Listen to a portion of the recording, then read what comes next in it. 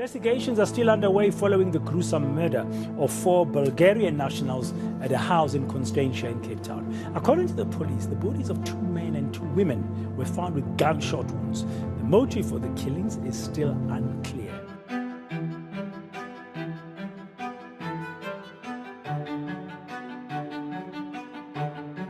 The gentleman that was killed, he was wanted by the Bulgarian government. Actually, the Bulgarian prosecutor's officers, they found him guilty of murdering one of the officials of the state ministry.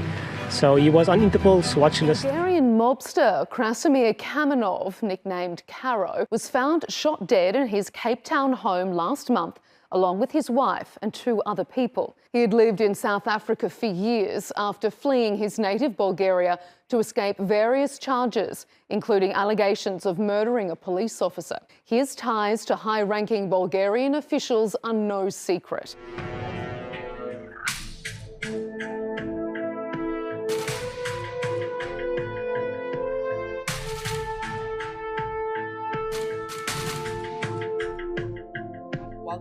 Welcome back to my channel, and thank you very much for joining me here again today. Last week we spoke about the case of Lazarus Masingane and how he ran rampant in South Africa for years until he was caught. And if you haven't seen that video, I'll link it up here for you.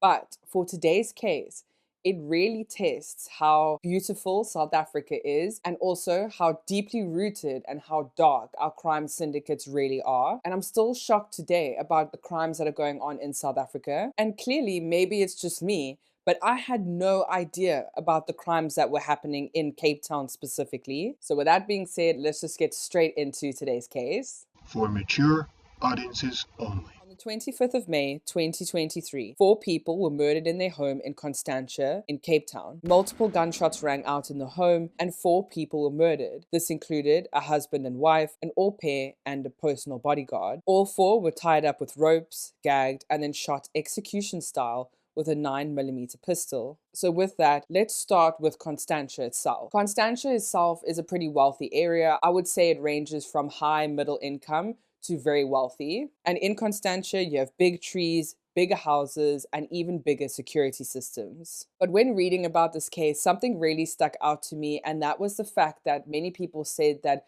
the multiple gunshots rang out, but no one heard them because it was heavily raining that day. And I may just be playing devil's advocate here, but when I read this, it did make me giggle inside a little bit, because I was like, I understand it was raining heavily, but you probably didn't hear the gunshots because these houses are so massive and your neighbor is so far away. And that's probably why you didn't hear the 4 gunshots ring out, because if I just have to sneeze in my garden, my neighbor says bless you the whole time. So it's very close. That's just an idea of how big these houses were, in particular with the couple that was murdered. But the point is that 4 people were murdered on the 25th of May in an incredibly brutal and professional looking way. When taking a closer look at the property, there are security cameras, big gates, electric fences, and private bodyguards on the property. So quite a hectic setup. But people managed to get through these big gates and managed to get into the house undetected, and specifically with regards to the private security cameras outside. It is unconfirmed, but how the assailants got out after murdering the 4 people within the home, it seemed like they rammed their way out from the inside. And with regards to how the assailants actually got inside the property, with such hectic security around the property, it is assumed, yet unconfirmed, that they probably got in because of the gate closing and somehow they managed to slip through the vehicle gate. But it's unconfirmed, and there may be another way that they got through, but police are not releasing a lot of information. Also, another piece of information is that police apparently cannot find any evidence of who went into the property, even though there are at least 15 external cameras on the perimeter. They say that there was no video footage of the assailants and that they were unable to see who got into the property. And as a side note, the cameras were not wiped. So someone must have seen the assailants go through the property on these cameras, especially if they were not wiped. So either the police are really trying to investigate something and they don't want to release critical information because they are close to an arrest, or something deeper is going on here. Now, if we take a step back and we go to the husband and wife that were murdered in the property, we are going to start with Krasimir Kamenov. Krasimir was a businessman who was born in Bulgaria. And with regards to his businesses, we'll talk about that a little bit later. But Krasimir would also apparently train people in martial arts. So those are really the only people that would come and go out of his property. It was said that the Kamenovs were incredibly recluse. They didn't see them often on the streets. They didn't see them go out very often at all. The only people that they saw come and go from the property often enough were the people who were coming to train martial arts with Krasimir. So the Kamenovs were incredibly private and kept to themselves a lot. But if we go back to Krasimir, we're not done with him quite yet. He was apparently a wanted fugitive in Bulgaria. So he is a Bulgarian national who now lives in South Africa, but he is wanted for murder, theft, robbery, and he was wanted by Interpol, but he was living in South Africa. In the 1990s, Kamenov rose through the ranks of Bulgaria's underworld, controlling a vast empire of mostly illegal businesses. Kamenov was on Interpol's worldwide red notice list, charged with murder, issuing death threats and extortion. Speculation is rife that his killing was tied to his knowledge of the deep connections between Bulgarian officials and organised crime groups. Now, if we go to Gorgana Kamenov, which is Krasimir's wife, who was also murdered that day, she was a former Miss Bulgaria and beauty queen back in Bulgaria. Gorgana also sold very expensive jewelry on Instagram. And the Kamenovs lived in South Africa for over 10 years. And also, while they were living here, they had 3 children in South Africa, and they all were at school at the time, apparently, when the incident took place on the 25th of May. And the police had to go and collect the Kamenov children from school to let them know the horrible thing that happened to their parents. Now, I do understand that Krasimir was apparently wanted by Interpol for the murders and crimes that he did back in Bulgaria. However, the 3 children that were called from school, I think that is one of the most saddest, hectic, and devastating things that can happen to the children, to hear what happened while they were at school. But when these murders took place, it brought light to a much bigger situation that was happening in Cape Town and in South Africa as a whole. Now, we know in Cape Town that there are a lot of gangs specifically that run drugs and that murder here in South Africa. We understand that and we know that. But allegedly, there is one massive cocaine trade that is happening here in Cape Town that is run by a lot of Bulgarians and Serbians. Apparently, there is one large Bulgarian gang that is incredibly violent and also has a lot of hitmen in their gang. They are massively organized and run this massive cocaine syndicate here in Cape Town. I would obviously like to say that it's not all Bulgarians, obviously. It is just certain individuals that chose to run this gang in Cape Town, along with other criminals that are here from Serbia, as well as South Africa. So let's get into the nitty-gritty, which is a little bit complicated, and none of this is solved yet. As I said, the police are still looking through the footage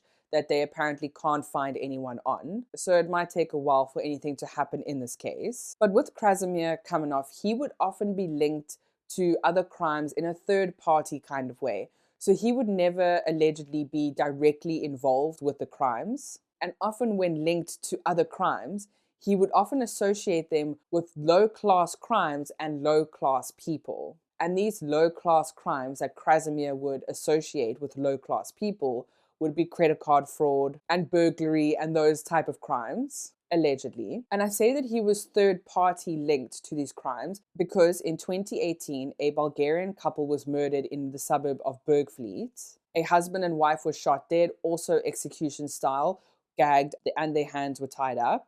And they had also been shot with a 9mm pistol. The couple was named Angelo and Nessie Demov, and Angelo was currently being investigated by South African police at the time of his murder for credit card fraud. And soon after he was suspected of this, him and his wife were then gunned down in their Bergvliet home. Apparently, Nessie was very well known to the community at the time.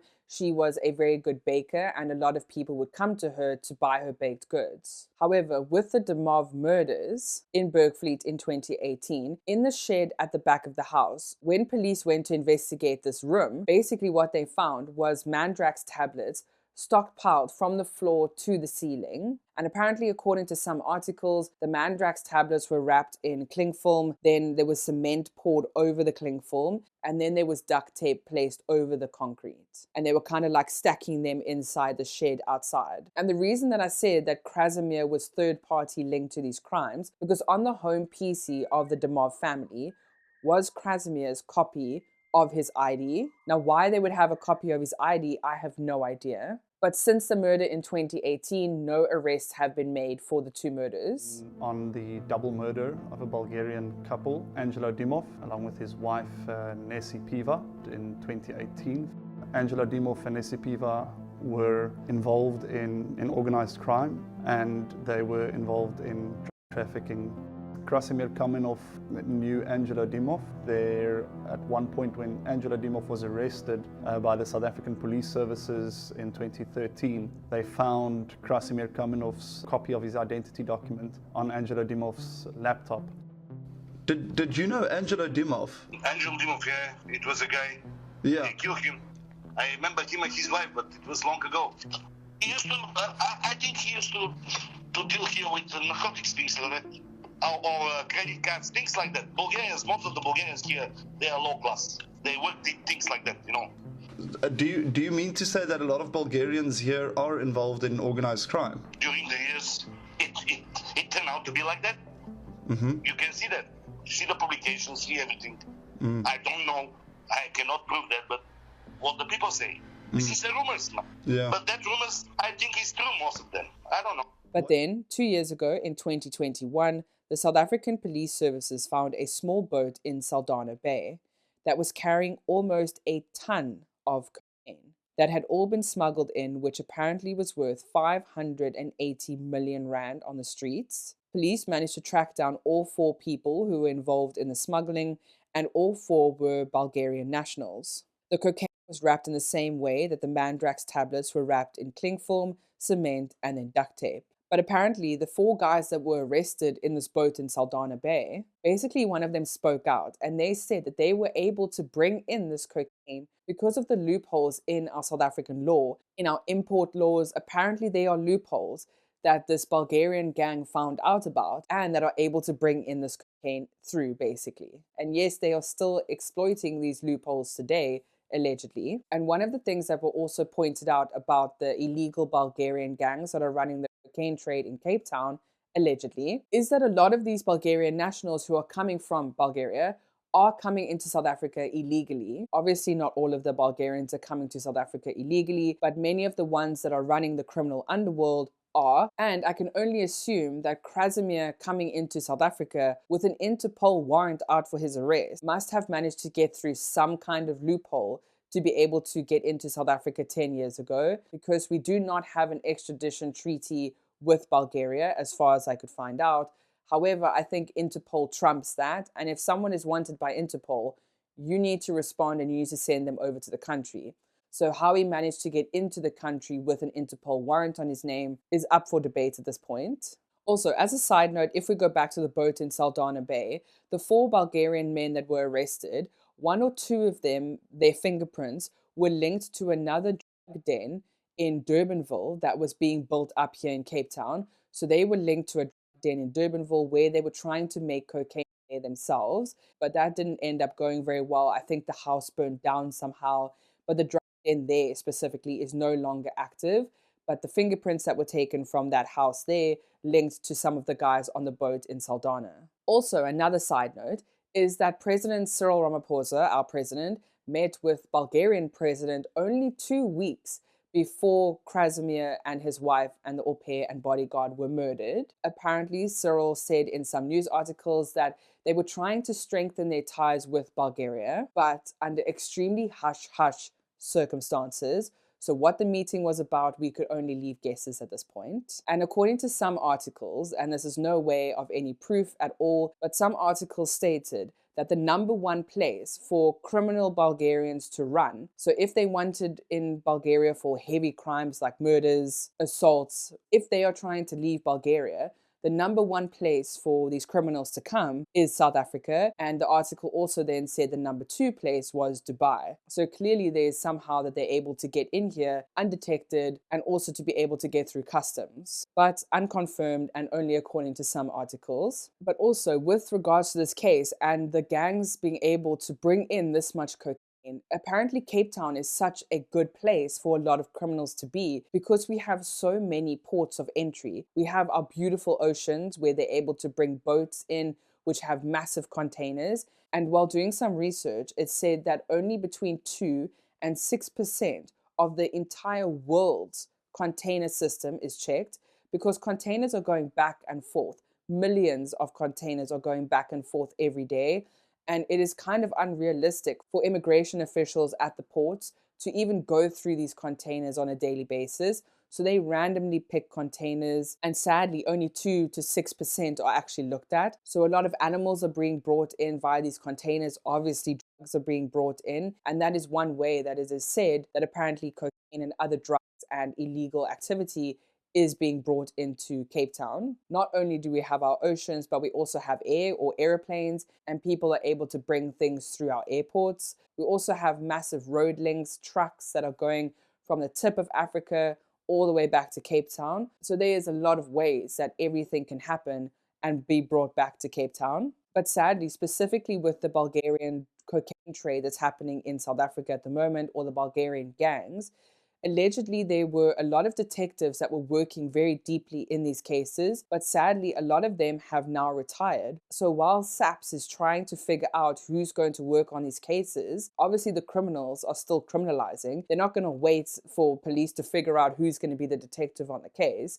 They're going to continue to do what they need to do. But obviously there's this massive knowledge gap from detectives who have now retired to the new detectives, and things will eventually level out. But while they are still leveling out, the criminals will run rampant. Now, if we go back to Krasimir, he is also allegedly wanted in Bulgaria for inciting violence there as well. So he had incredibly deep roots connected back to Bulgaria in terms of business and people that he knew, allegedly. The businesses that he worked in Bulgaria brought money back to the family here in South Africa. But with regards to the businesses that Krasimir had back in Bulgaria, he apparently owned a lot of car parks in Bulgaria, and obviously having car parks, people need to pay to be able to park there, and that money would be generated and would come back to Krasimir here in South Africa. He also apparently ran one of the biggest fruit and veg markets in Sofia, and Sofia is the capital of Bulgaria. And there are obviously rumors that he allegedly ran trafficking and sex trafficking syndicates,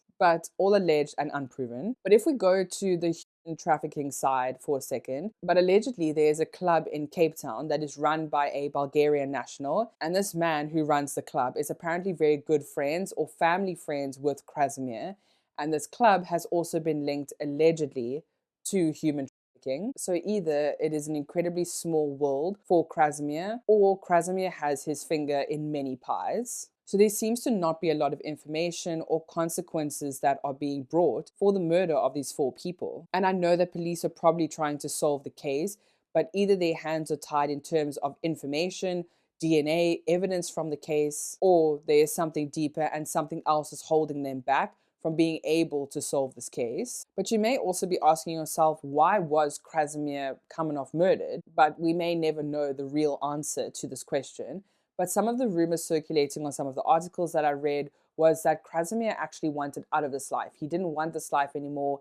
But once people started to hear that he wanted out of this life, this may have been the cause of the murders, because he knew too much. He knew exactly who was involved. He was high enough in this Bulgarian alleged gang that he could expose a lot of high-ranking people. And he could also be damaging to political elites if there was some connection to the South African government and the alleged Bulgarian crime syndicates. But we will never know. So very much a very hectic case, and quite sad to know this country and the city that a lot of people live in is so beautiful, but so dark and deeply rooted in crime. But let me know what you think of this case down below. I hope that you're all staying safe and warm out there if you live in South Africa. It is cold in Cape Town, but I hope you all have a fantastic week further. Please stay safe out there, and I'll see you again next week. Bye.